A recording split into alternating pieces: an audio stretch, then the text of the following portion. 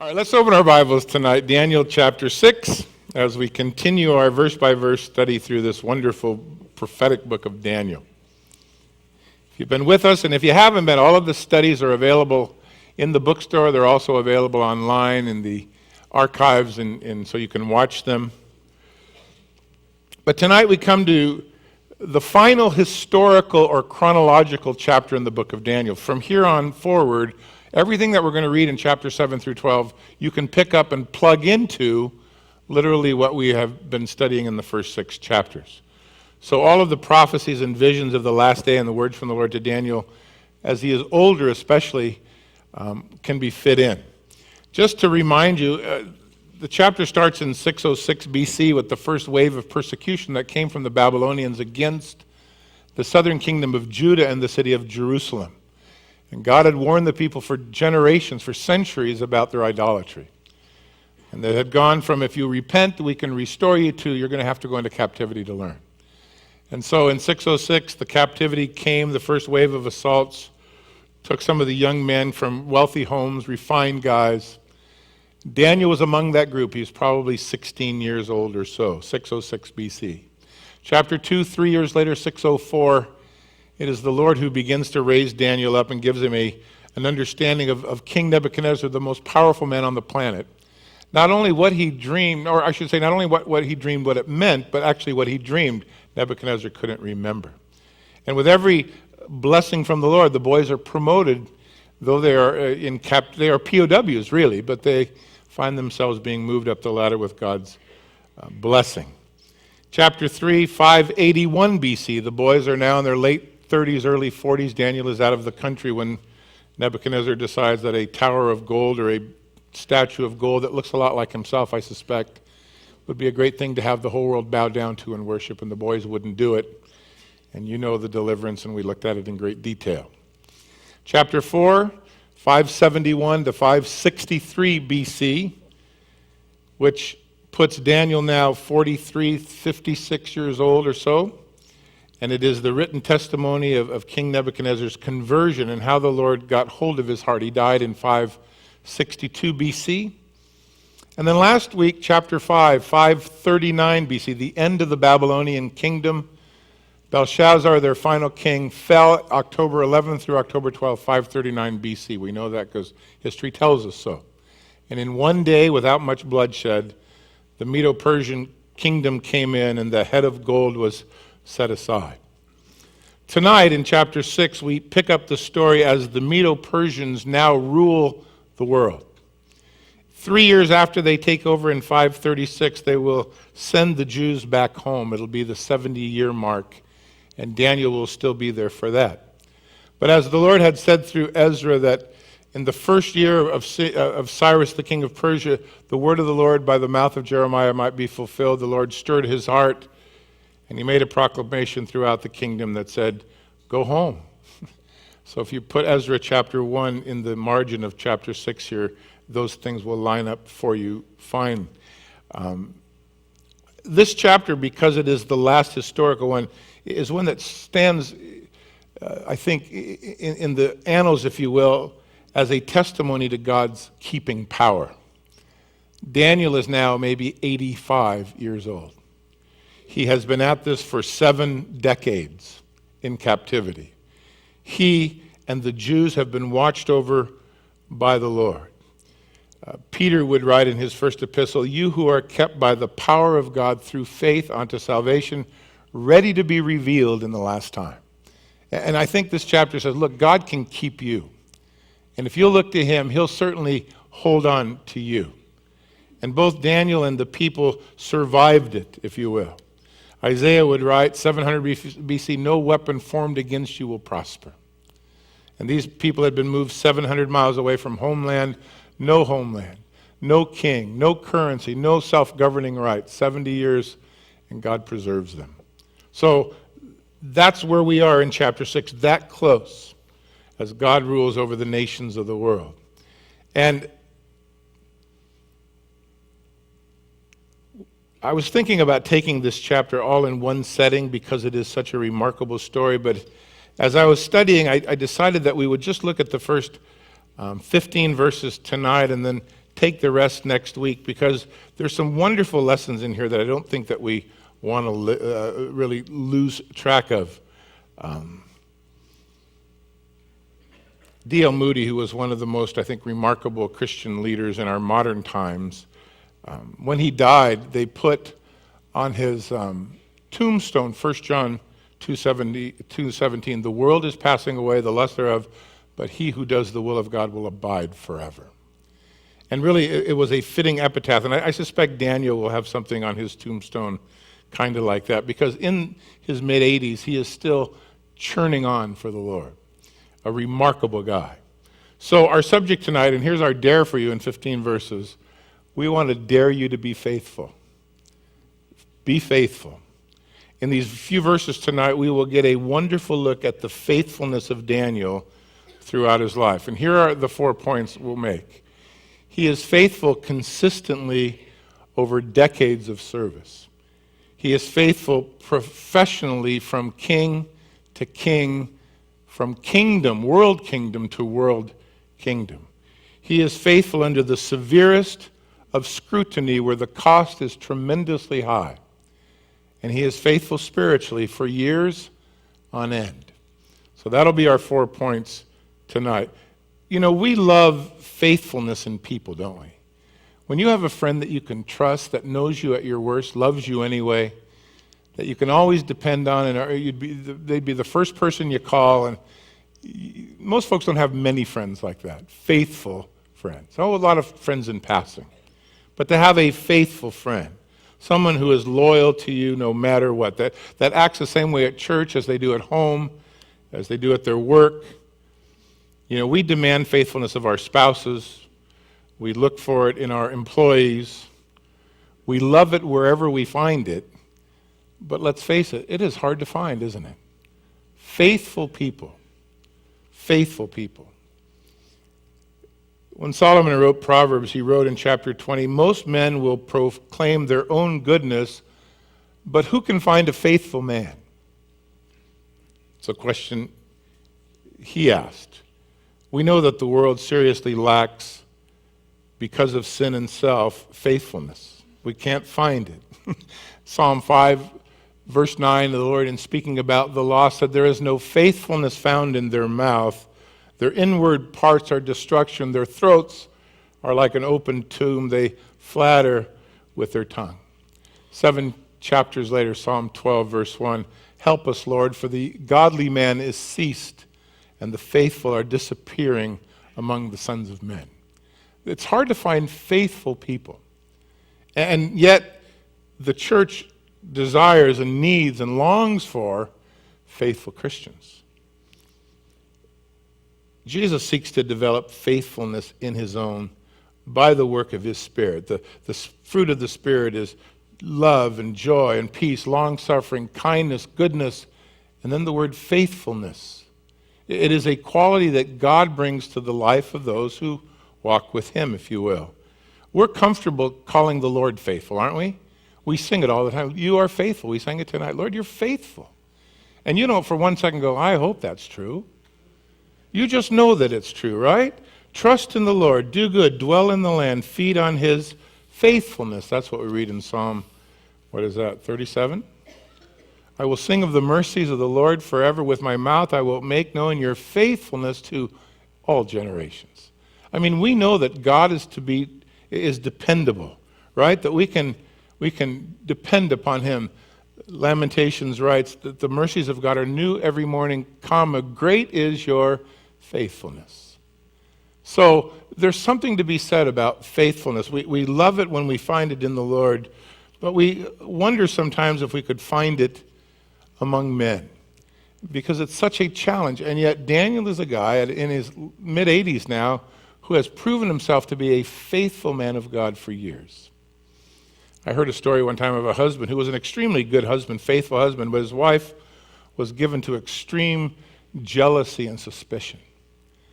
And one day he came home and there was a blonde hair on his suit, and she said, aha,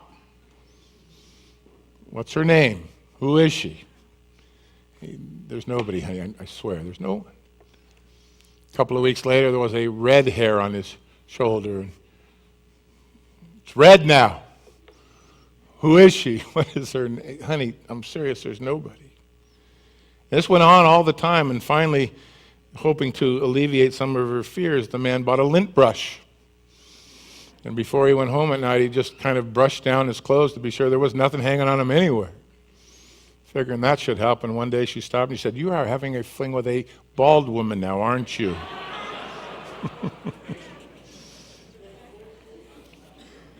It's hard to find faithful people. We're suspicious sometimes for a reason. We ask about faithfulness every time we find a sports figure or a political figure or a religious leader take a public nosedive. We hear of betrayal, we hear of inconsistent friendship, we talk about turncoats, there's whispering, there's plotting, and you say to yourself, man, Lord, where are the faithful people? And God found a faithful man in Noah. Numbers chapter 12, I think verse 7, he said, he is faithful in all of his house. Abraham was a faithful man as well. Nehemiah writes of him that he chose Abram. He made a covenant with him because he was a faithful servant. The Lord said that one day when we come to stand before him, we will hear, well done, good and what? Faithful servant. You have been faithful in the few things, now I will make you ruler over many. Enter into the joy of your Lord. So God values a faithful man. Paul was an example of it as well. As God is faithful, our word to you, he wrote to the Corinthians, is just yes or no. You can depend on what we have to say. I think of all of the attributes that man can possess, his skill, his smarts, and his charm, faithfulness is probably the most valued. Someone once said, the greatest ability is dependability. So tonight, Daniel, the faithful man of God, will challenge us to dare to be faithful. And like I said, we'll give you 4 applications just from the text of what that means. But you remember, just going back to verse 30 and verse 31, last time we left off with the overthrow of the Babylonian world empire in one night and the rise of the Medo-Persians, who had been for several years actually conquering, but now took the stronghold in the city and took the reins, if you will, of rulership. Let's start with this point. Daniel was faithful consistently. Verse 1. It pleased Darius to set over the kingdom 120 satraps, to be over the whole kingdom, and over these 3 governors, of whom Daniel was one, that the satraps might give an account to them, so that the king would suffer no loss. And this Daniel distinguished himself above the governors and satraps because of an excellent spirit that was in him, and the king gave thought to setting him over the entire, or the whole realm. Now, we know that Darius and a fellow named Cyrus were co-rulers in the Medo-Persians. And unlike the Nebuchadnezzar's reign as the Babylonian head of gold, there was some accountability here. There was a sharing of power. In fact, they are mentioned in verse 28 of this chapter. Daniel prospered in the reign of Darius and in the reign of Cyrus. One was a Mede, the other one was a Persian. We know that Cyrus was the fellow that the Lord named 150 years before he was born in the book of Isaiah chapter 44 and 45. That he would be his servant, that through him his people would be allowed to go home. We know that Darius was sent to Babylon to rule for a time, verse 31 of the last chapter. He received the kingdom. And Cyrus was the leader of the armies, and they fought battles for several years before he finally came to Babylon to rule and became really the prominent leader in the government. But for now, 539 BC, Darius was busy organizing his rule over the world kingdom by this method. He had 120 provinces. He put 120 guys in charge. The word satrap is an old Aramaic word for prince. So he put 120 overseers, if you will, over the world so he could control it, so the king could have no harm. And then these 120 would make themselves accountable to 3 men, governors, Daniel being one of those governors, and they would have to report then to the 3 men who would then report directly to Darius. Now, here's the interesting point to consider. Daniel is 85 years old. 85. He has been here since 606 BC. 6 kings in the Babylonian rule have come and gone. The kingdom has gone. Another kingdom has come in. Another king is ruling. And guess who he reaches out for? An 85-year-old Jew, a prisoner, a guy who has come from far away. That's the fella that he reaches for to establish his new kingdom. He reaches for Daniel. Daniel is still working. Daniel is still serving. Daniel is still active. Daniel is still available. And according to what we read here, Daniel is still excelling, right? He is consistent in his faithfulness. Notice verse 3. He distinguished himself above the other 2 governors and the 120 princes. He was a different kind of servant. He'd been a captivity guy since he was a young man. He had served the Lord faithfully. If you read the book of Daniel, like Joseph, you'll not find one hiccup in his life. That's why I don't relate to him at all. But I admire him. I like Peter better and Paul, but these guys are phenomenal. Through the entire Babylonian regime, and this 85-year-old guy is still soaring, and at a time when he might be slowing down or just stopping altogether. 85, come on. Daniel is still doing so well in his service to the Lord and to the king that the new king thought, if I got to pick one guy to be vice president of the world, I'm going to pick an 85-year-old guy named Daniel. He might have picked 122 of these other fellas, but he didn't. He was interested in Daniel. Faithfulness is more than doing the right thing once. It is doing the right thing over and over and over again. Now, there's nothing wrong with retiring, but I admire a guy who at 85 goes, there's still stuff for me to do, right? I mean, you have to like a guy who has a vision and a work ethic at 85 years old that absolutely draws even the world to him, unrivaled. You know, in our culture, 85-year-old people go to retirement communities. We value youth. We set people aside as quickly as possible to get them out of our way even. We've got a life to live. And then you see Daniel. What a way to grow old.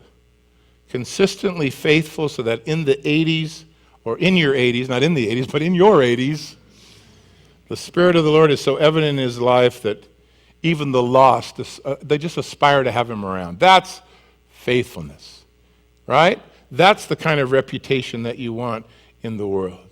It is better than growing old, and you know that the tradition of old people is they become obstinate, and they become bitter, and they become cantankerous. I'm sure that was a word just invented for old people, cantankerous.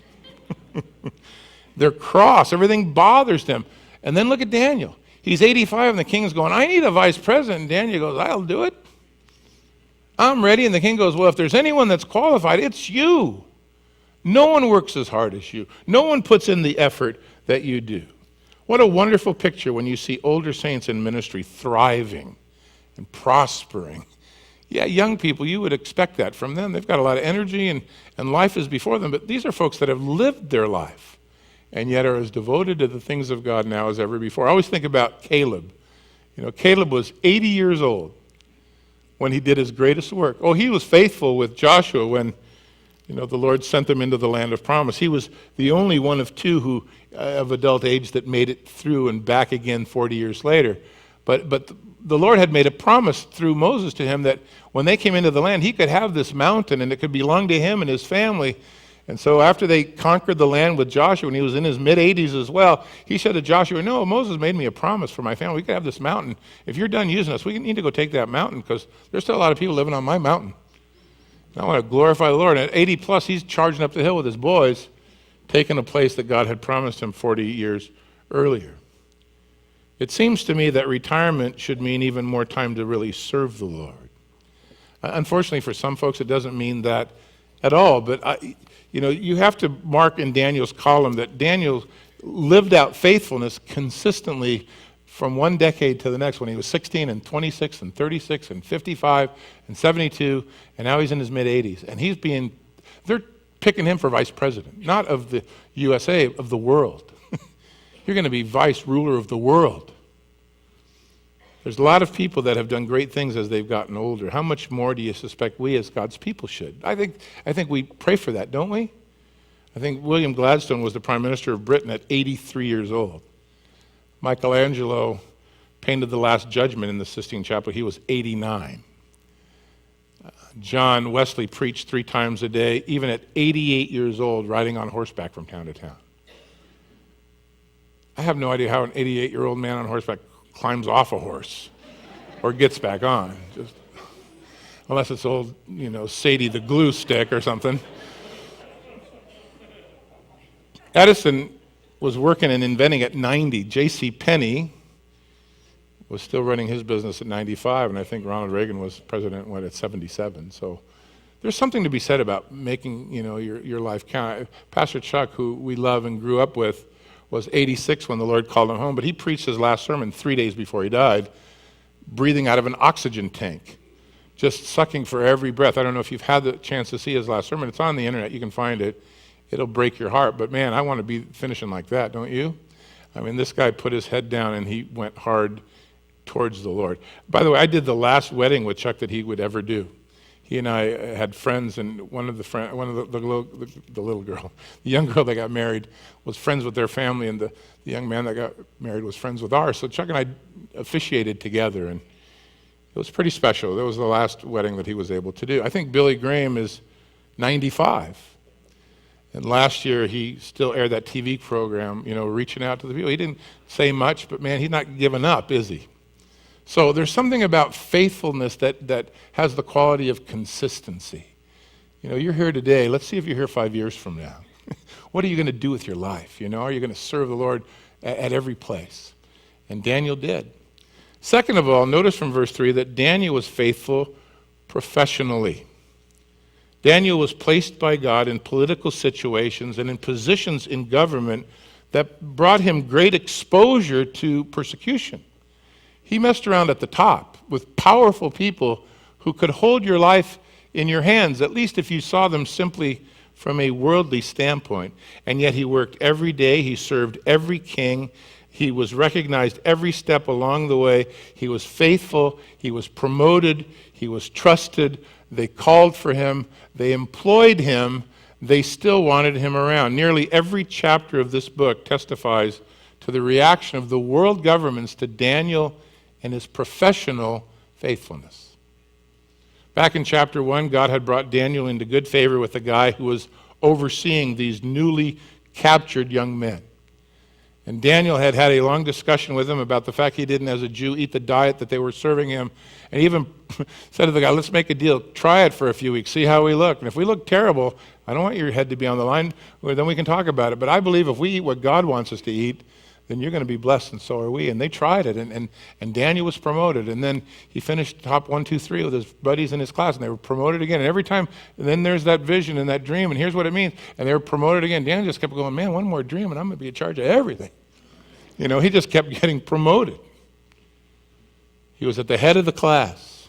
He was the head of the second now world kingdom. Belshazzar, even in chapter 5, on the last day of his life, said to Daniel, if you can help me, I'll give you a third of my kingdom. I mean, it never stopped. Things just kept coming to Daniel. But here's the idea. And now Darius is giving thought to, according to verse 3, giving thought to giving him half the kingdom, making him number 2 in the kingdom. On a professional level, every boss for whom he worked saw the dependability and the competence of this man, and he was promoted every time, even at 85. There's something about professional faithfulness that God, I think, would want to work in your life and in mine. Jesus said in Matthew 5, let your light so shine before men that they might see your good works and then turn around and glorify your Father who is in heaven. And I think one of the best places that you can do that is at your job. If you go to work every day, look, that's the second most, that's the place you spend the second most amount of time in your life. If you work till you're 70 on an average job, you're going to spend 20 years of your life at work. 20 years. That's a lot of impressionable people around you. That's a lot of influence and a lot of witnessing that you can bring to your job, if people watch your work ethic and your honesty, it is a place of tremendous influence. And here's what you read of Daniel. He distinguished himself above the others. Now, you have to believe that these 120 princes in a new world kingdom would be vying for everything that they could get. There has to be a lot of ambitious guys at the top, don't you think? The Babylonians have just been taken out. This is a new world kingdom, man. There are jobs to be had and money to be made and places to find ourselves. You have to believe these 120 guys were jumping over each other trying to get ahead of the game, not to mention those 3 guys who were even raised above them as governors. And Daniel's just serving the Lord. And in his faithfulness, despite all of the ambition of those guys around him, he's distinguished. He is seen as the guy who is different from everyone else. He worked harder. He served more selflessly. He put in more effort. He was more diligent. Whatever he was given to do, he did it better. He gave it his all. He set himself apart. Ask this of yourself. How faithful are you at your job? What kind of an impression do you leave behind? On arriving on time, to doing more than the rest, to serving the Lord with diligence, always being offered a promotion because everyone sees in you that you're the person they can trust with the work. The best witness is a good worker, don't you think? I mean, I would think that Christians, if you had Christians employed, you'd be loving them. They're hardworking. You don't have to watch over them. They're going to be dependable and accomplished. They're going to be a head above, not just getting by with the least. They're not going to be the guy in the back room saying, well, they don't pay me enough to do that. Daniel just served the Lord wherever God placed him. And notice one other thing. Not only did he distinguish himself above those 122 others, but he was driven by an excellent spirit in him. That's not aptitude, that's attitude. The aptitude is the first part. The attitude is the second. He wasn't the kind of employee with his head down, upset over what he deserves and isn't getting, why he's unhappy. He wasn't the backbiting, complaining, whispering, kitchen rebellion kind of guy. He was just in love with the Lord. And I'm going to serve God here. Daniel had an excellent spirit. And under the worst of regimes, serving the most powerful, wicked men that the world had ever seen, at least with Nebuchadnezzar, Daniel had an excellent spirit. He had a wonderful attitude. God used him. I heard someone once say, gratitude is the attitude that sets the altitude for my Christian walk. It's a good word. Gratitude is the attitude that sets the altitude for my Christian walk. When Paul wrote to the Ephesians in chapter 6, he got on the same subject of being a professional, faithful person. And he wrote about slaves and employees in his day, about submission to the Lord. In chapter 5, he had spoken about husbands and wives. In chapter 6, early on, about children and parents. Later on in the chapter, he'll talk about employers. But right there in the middle, he talked about servants. Bondservants, be obedient to those who are your masters according to the flesh. Serve them with fear and with trembling, in sincerity of heart as you would serve Christ. Don't just serve them with eye service as men pleasers, but be bondservants of Jesus, doing the will of God from the heart, with good will doing service as to the Lord, not to men. That was Paul's marching order to the saints in the New Testament. Daniel proves that faithfulness professionally here. I bet that if you took an excellent spirit to work with you tomorrow, it would change your job. It would change it from daily and menial and repetitive to a joy as you look to see how God might use you to shine for him. I heard a story one time of 3 guys that were busting rocks on a job site, and one guy came back, he said to the guy, what are you doing? He goes, I'm busting rocks. Okay, never mind. So the next guy, hey, what are you doing? He says, I'm making a living, I'm busting rocks. The third guy said, what are you doing? He says, I'm building a beautiful cathedral here. It's all about attitude, isn't it? Faithfully consistent, that was Daniel. Professionally faithful, that was Daniel. Thirdly, Daniel was faithful under extreme scrutiny or pressure. Verse 4. So the governors and the princes, they sought to find some charge against Daniel concerning the kingdom, but they could find no charge or fault because he was faithful. There's that word again. Nor was there any error or fault found in him. And these men said, we shall not find any charge against this Daniel unless we find it against him concerning the law of his God. And so these governors and the satraps thronged before the king and said to him, King Darius, live forever. All of the governors of the kingdom and the administrators and the princes, the counselors, the advisors, we've consulted together to establish a royal statute and to make a firm decree that whoever would petition any god or man for 30 days, except for you, O king, should be cast into the den of lions. So, king, establish this decree, sign the writing, so that it cannot be changed according to the law of the Medes and Persians, which does not alter. And therefore, King Darius signed the written decree. I want you to notice that though Daniel was faithful in his consistency and faithful professionally, that the result from a physical standpoint was that he had a bunch of people who hated him or were jealous of him.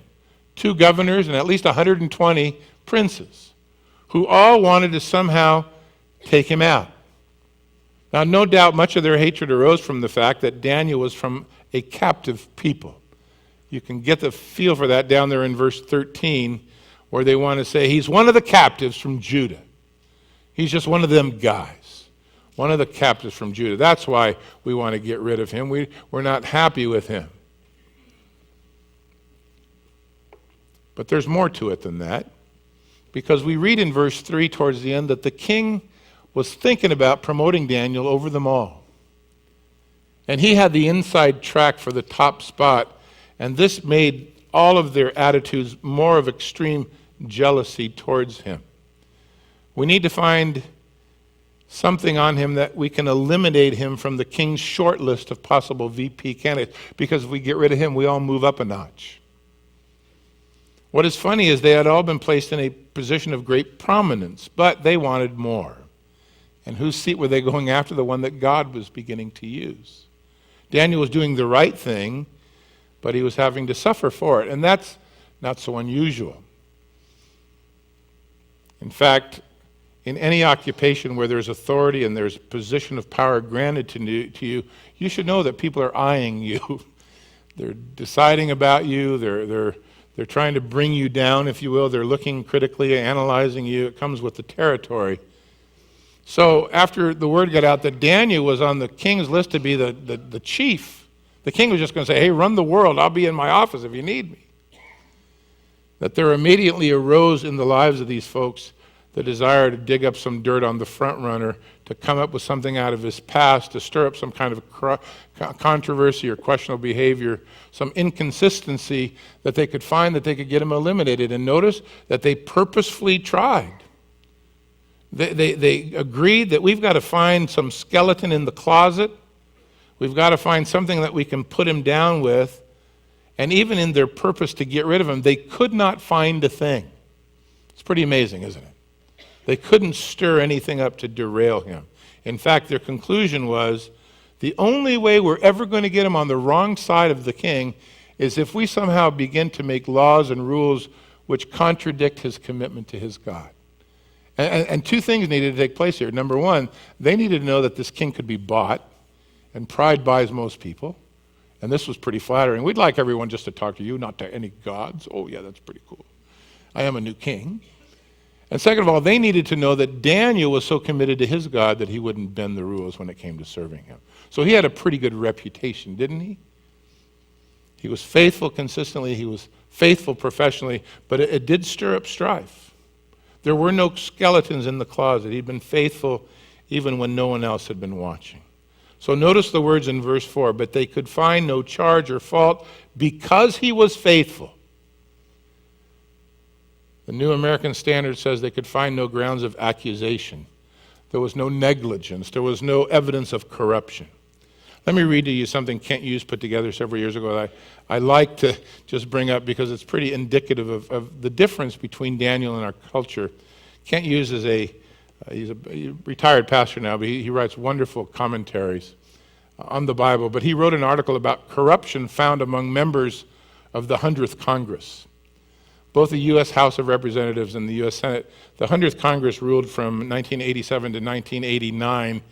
It was the last 2.5 years of Reagan's administration, for those of you that remember that. But here's what he came up with out of the 100th Congress. 29 arrests for spousal abuse.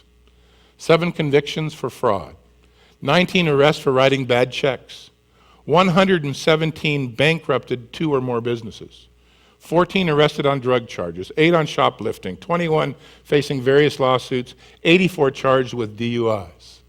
It's out of the Congress. In 2 years, your tax dollars at work. Not Daniel. And here's the distinction. Here's a faithful, godly man who was faithful in secret, faithful consistently, faithful outwardly and inwardly.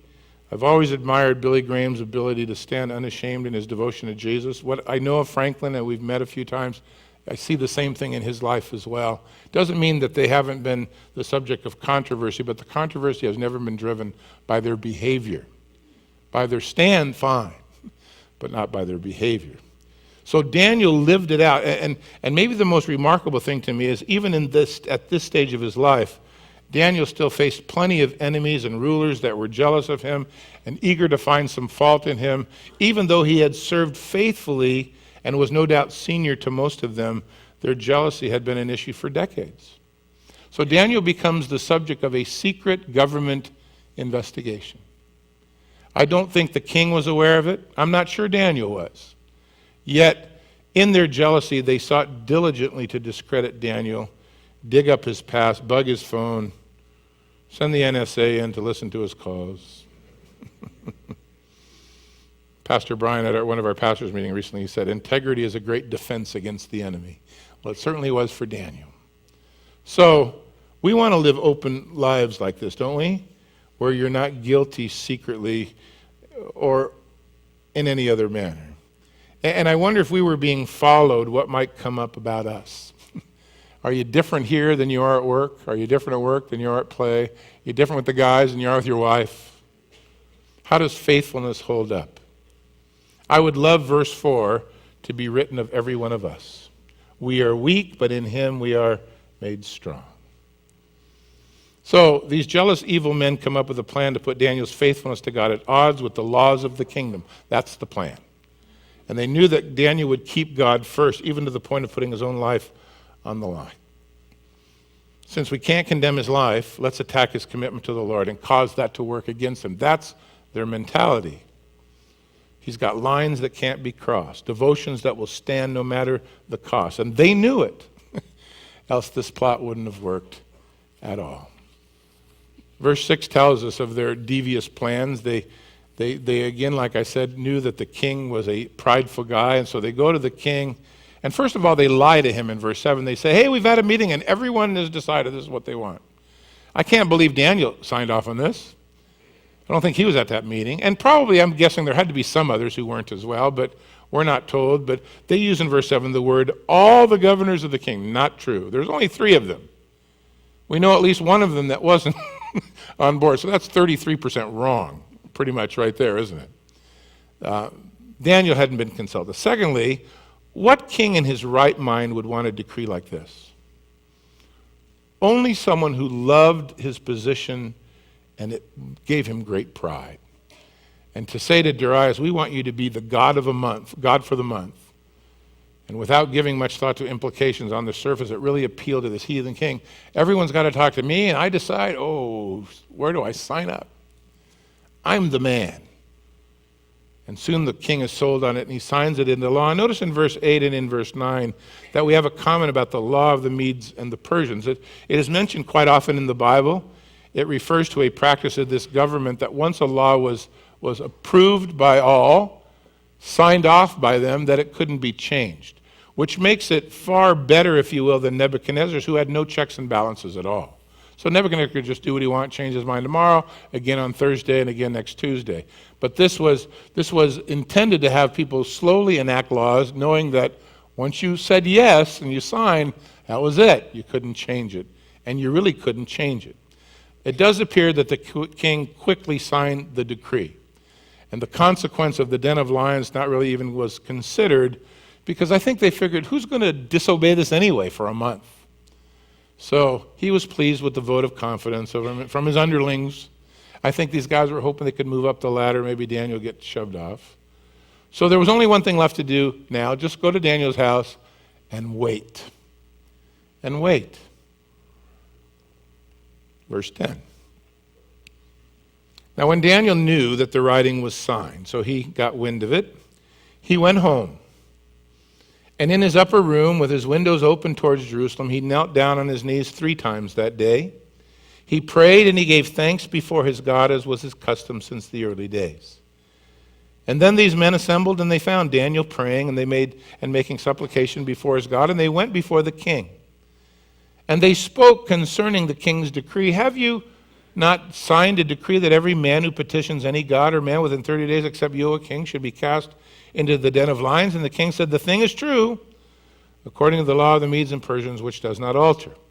And they answered and they said before the king, well, that Daniel, your VP pick, who is one of the captives from Judah, does not show due regard for you, O king, or for the decree that you have signed. He is making his petition 3 times a day. And when the king heard these words, he was greatly displeased with himself. I get it now. And he set his heart on Daniel to deliver him, and he labored until the going down of the sun to deliver him.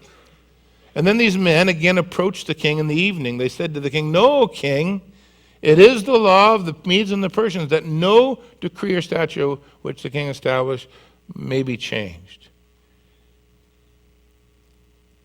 When Daniel heard of the rule, I love the way verse 10 is written. Daniel immediately knows who's behind it and why. He saw their plans. He recognized the gravity of the law. Now, you're Daniel. You're 85. What do you do? Knowing the plot is up and you're the reason for it. Do you go home and say, well, I'm not praying for 30 days. Or, I'm going to pray, but I'm keeping my windows shut.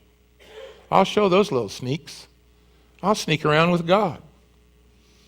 Nothing in the Bible said it had to be in front of an open window. I could have prayed quietly to myself. I could have went down to the basement. A lot of things I could have done, right? A lot of things I might have done. But here's Daniel, faithful spiritually. In his mid-80s, he might have said, who needs this at my age? I quit. Here's his response, and it's all in one verse, verse 10. And it's quick and it's decisive. He goes home, he opens the window, and just like he has done for many years, he follows along with the customs that he started as a young man. And 3 times a day, like every good Jewish man, he faces towards Jerusalem and he begins to cry out for God to restore the people. But here's the key. The key is, at the end of verse 10, as was his custom since the early days.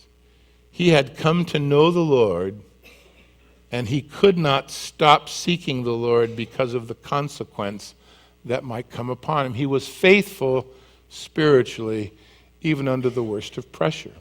So look, he doesn't seek escape from the consequence. He doesn't break his usual way of life that has been a witness to others for 7 decades. Imagine if all of a sudden he'd stopped. What kind of witness would that have been? Daniel, we always trust. What are you doing, man? Yeah, well, there's lions involved now. So 3 times, and notice the words, that very day. That day, right? Isn't that what we read? That day. When he knew about it, he went home, opened the windows, and that day, he did what he'd always done since he was a young man. He got up in the morning and the noon and the evening, and he sought the Lord. And outside the window were guys with cameras and the paparazzi and sketch artists, I don't know, carving on the rocks, whatever they were doing. We seen them. We seen him. We seen him. Can you imagine? And even the threat of a den of lions, verse 7, could not dissuade him. Now this is one of the only very few examples in the Bible, and I say few so you'll remember it, where the law of man was defied for the law of God. There are not that many examples of it in the Scriptures. You might think that there are all kinds. There's not.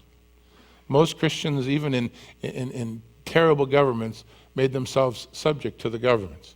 But it was defied here in 2 ways. With a respect for the law, Daniel knew the decree was signed. He knew he was going to have to pay a price.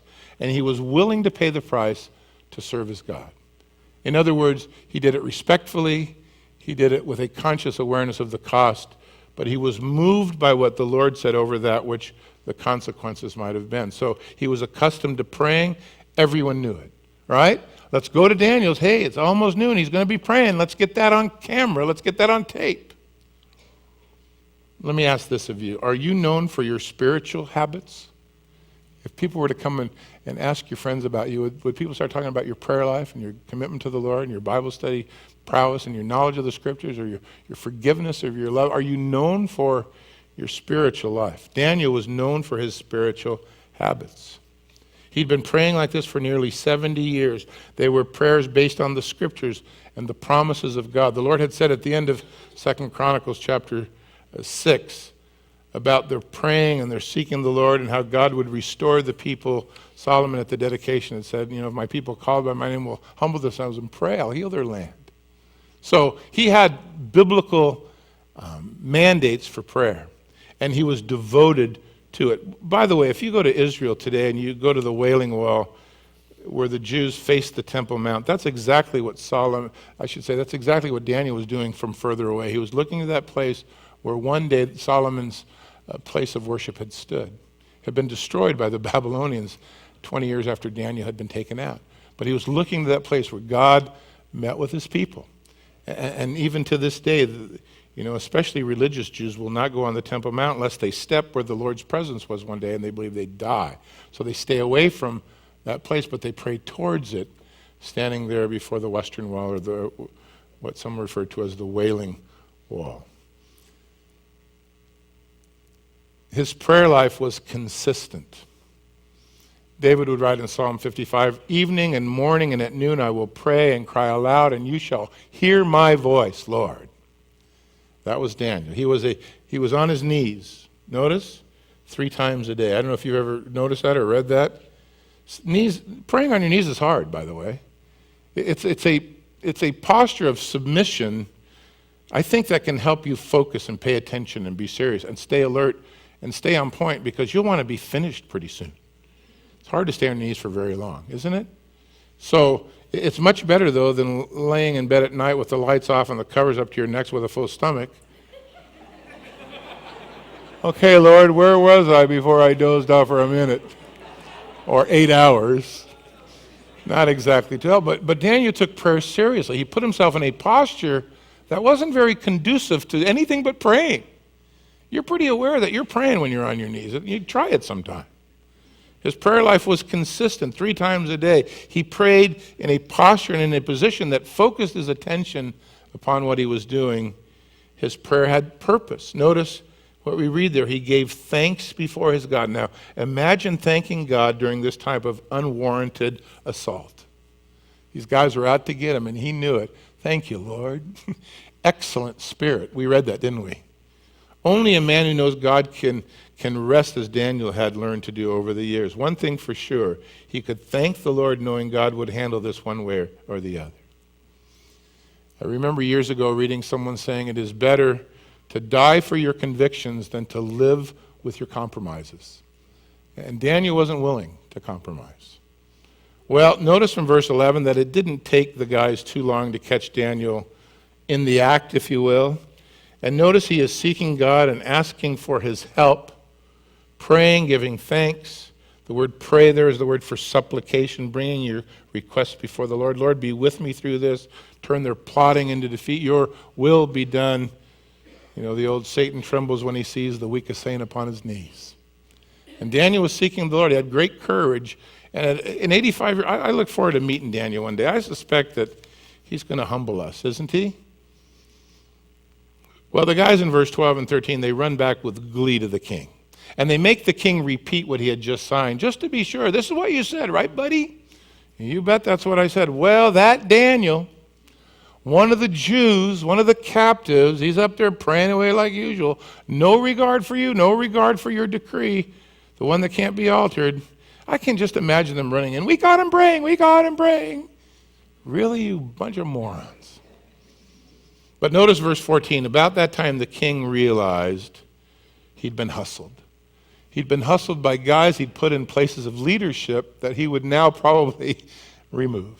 They weren't long now for this job. I suspect that many of them might have met their demise fairly quickly after this.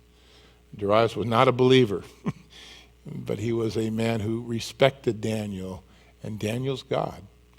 And so I don't know what happened to these guys, but notice in verse 14 that the king realized these were jealous, wicked men, and they had just maneuvered in a way to remove his best servant in the most wicked of manners, and he was greatly displeased with himself. And he set to work immediately to try to figure out a way to change the rules. What a fool I was to fall for that. And he got the lawyers out, and they're looking for the loophole, because notice his heart was set upon Daniel to deliver him. That's an unbeliever loving this man of God because of his faithfulness. They worked all day. They worked into the evening. When these guys came around, hey, it's getting late here. Day's about up. Let's go. We'll have to feed the lions. And so as the heartless group waited, as the time ticked down, they knew that the law demanded application before the day was done. They came back, and they felt victory was this close. We've got the king over a legal barrel. We've got Daniel dead, and we're about to move up. We'll leave the rest for next week. Well, I know, leave Daniel right there with the lions. Father, tonight as we sit together, it is certainly our prayer to you that we would find ourselves, Lord, in your walking with you to be a faithful people who love you, Father, and who will serve you from day to day, from place to place, from week to week. We think about Daniel's example to us as he dares us to be faithful, that he was faithful, Father, consistently over decades, serving 7 or 8 now different kings and serving in 2 world governments, having really spent his life at the top of the heap as far as man is concerned, and yet without a compromise, without really fitting in or being a worldly man. He was committed to doing things, Lord, your way, and everyone noticed. And rather than the animosity that is so often felt among believers with unbelievers, these men were drawn to Daniel. Nebuchadnezzar drawn to Daniel's God and converted. And now a new king, a new powerful man, who in a very short time was already so excited to have the thought of having this very old gentleman serve with him in the oversight of a new kingdom. Faithful consistently. Faithful in his job description. Faithful under the severest of scrutiny. They could not find a thing wrong with Daniel. Faithful spiritually. He would not alter his faith relationship with God because of the cost that was attached. And yet we know the story, though we stop here, that, Lord, again you will come to his aid. We love faithfulness in people, Lord. May we find it in our own lives before you. And if tonight you recognize that you're not a faithful person, not to the Lord, not to others, because in order to be faithful in your job or in your ministry, you're going to first have to be faithful to the Lord. When no one's watching, you have to have a fear of the Lord and a reverence for his word. And I find that most people, especially in the church that fall, do so because they lose their fear of the Lord. They begin to take it for granted of who he is and who they serve. But our God is faithful. The fruit of the Spirit in your life is faithfulness. And the Lord will one day applaud, well done, good and faithful servant. And Daniel found himself in hot water in the world because he had been a faithful man. And yet, as he found himself with enemies, he also found himself with someone who would stand by his side, who would deliver him, his God. May I encourage you to be willing to say, Lord, make me a faithful person. When nobody watches, when nobody sees. First in your relationship with him, then it'll all go downhill from there. But first a reverence for God, a fear of the Lord that makes you faithful. Because it's him that you're serving. And then you can be the best employee. You can be the best friend. You can find God's best. Dare to be faithful. And if you need prayer tonight, especially for that area of your life, come and talk to one of the pastors afterwards. Let them pray with you and agree together. Cry out to the Lord, God, you do the work in my heart. I want to leave a legacy of faithfulness for my family, to my friends, to the world, to those around me, at my place of work, with my family. God, do that work. He will. as he did with Daniel. Shall we stand?